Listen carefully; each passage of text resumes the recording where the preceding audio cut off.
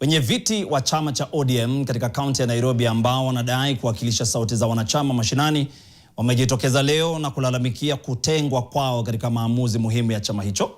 Wanachama hao wanasema kuwa wanataka mazungumzo ya dharura kufanyika kati yao na viongozi wakuu katika chama, sawa na mazungumzo na mwenyekiti wa muungano wa serikali jumuishi kaunti ya Nairobi, wakidai mazungumzo hayo ni muhimu katika kuunga mkono azma ya Rais William Ruto mwaka 2027. Aidha, amemtaka mwanawe hayati Raila Odinga Winnie Odinga kufuata taratibu za chama hicho na kuketi kwenye meza ya mazungumzo katika juhudi za kuimarisha chama kinachoendelea kukumbwa na msukosuko kila uchao. Muda ni wetu bwana. Tafadhali press tokeni. Tunamuomba dada yetu Winnie Odinga ya kwamba aingie kwa structure ya chama, kwa sababu baba alikuwa delegate wa Nairobi.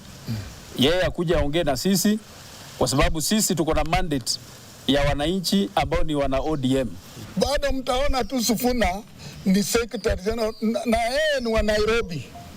Hakuna mahali tushapiga yeye. Hata hapa hatutaki kuita jina yake. Hata Babu Wina hatutaki kuita jina yake.